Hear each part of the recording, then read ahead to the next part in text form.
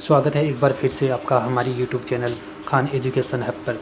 आज के अपने इस वीडियो में हम राजस्थान के भूगोल से संबंधित महत्वपूर्ण प्रश्नों के बारे में पढ़ेंगे। ये video writ, second grade, constable और अन्य आरपीएससी के एग्ज़ामों के लिए महत्वपूर्ण है। वीडियो को शुरू से आखिर तक ज़रूर देखें। अगर वीडियो पसंद आए तो वीडियो को लाइक करें, अपने दोस्तों के साथ शेयर करें और चैनल सब्सक्राइब करना ना भूलें। बिना देरी किए चलो शुरू करते हैं आज का अपना वीडियो। हमारे सामने पहला प्रश्न है, निम्नलिखित में से कौन सी पहाड़ियाँ मध्य अरावली श्रेणी में स्थित है। हमारे पास ऑप्शन है मेरवाड़ा की पहाड़ियाँ, रोजा भाखर पहाड़ियाँ, इसराना भाखर पहाड़ियाँ या फिर गिरवा पहाड़ियाँ। इस क्वेश्चन का सही आंसर होगा मेरवाड़ा की पहाड़ियाँ। मेरवाड़ा की पहाड़ियाँ इस क्वेश्चन का सही आंसर है।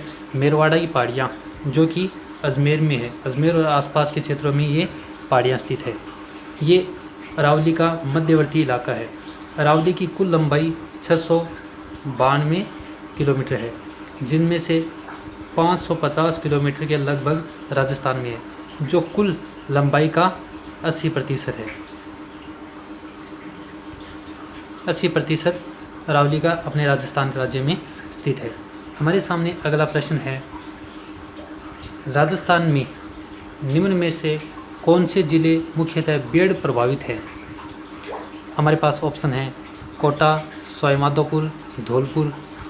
सेकंड ऑप्शन है बांसवाड़ा, डूंगरपुर, जैसलमेर। थर्ड ऑप्शन है भीलवाड़ा, डूंगरपुर, राजसमंद। और फोर्थ ऑप्शन है अजमेर, भीलवाड़ा, पाली।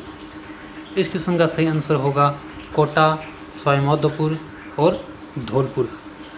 ये जो ज़िले हैं ये मुख्यतः बाढ़ प्रभावित है और बाढ़ प्रभावित क्षेत्र चंबल नदी के पाट में स्थित है।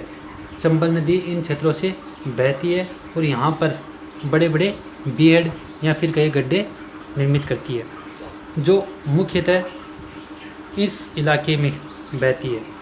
चंबल नदी इस इलाके में बहती है, मध्य प्रदेश से इसका उद्गम होता है, फिर ये राजस्थान में प्रवेश करती है और राजस्थान के कोटा, बूंदी, सवाईमाधोपुर, करौली इन क्षेत्रों में ये नदी बहती है।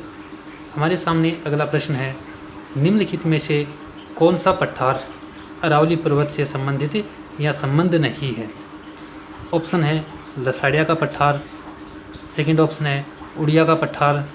थर्ड ऑप्शन है बघेलखंड पठार और चौथा ऑप्शन है बोराट पठार।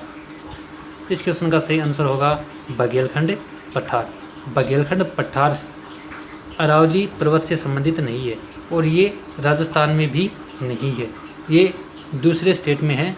और बाकी के ये तीनों लसाड़िया का पठार, उड़िया का पठार और बोराट का पठार, ये तीनों पठार राजस्थान में अवस्थित है।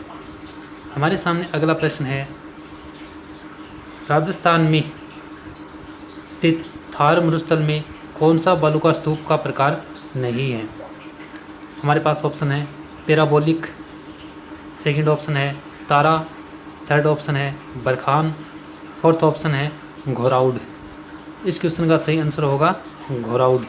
हमारा जो रेगिस्तान है इसमें अलग अलग प्रकार के टीले या फिर कई स्तूप पाए जाते हैं, जिसमें पैराबोलिक है, तारा है, बरखान है और इसी तरह के और भी बहुत सारे टीले हैं जो यहाँ पर पाए जाते हैं। लेकिन घोराउड प्रकार के टीले हमारे रेगिस्तान में नहीं मिलते। हमारे सामने अगला प्रश्न है, निम्न में से किस जिले की सीमा मध्य प्रदेश से नहीं लगती। ऑप्शन है प्रतापगढ़, झालावाड़, कोटा और डूंगरपुर। इस क्वेश्चन का सही आंसर होगा डूंगरपुर। डूंगरपुर जिले की सीमा मध्य प्रदेश की सीमा से नहीं लगती। बात करें हम प्रतापगढ़ की सीमा, झालावाड़ की सीमा और कोटा, ये तीनों ज़िले जो मध्य प्रदेश की सीमा पर अवस्थित हैं। लेकिन डूंगरपुर की सीमा जो कि मध्य प्रदेश से न लगकर गुजरात के साथ लगती है। डूंगरपुर की सीमा गुजरात के साथ लगती है। हमारे पास अगला प्रश्न है, बांसवाड़ा डूंगरपुर के मध्य के भूभाग को किस नाम से जाना जाता है। बांसवाड़ा और डूंगरपुर के मध्य के भूभाग को किस नाम से जाना जाता है।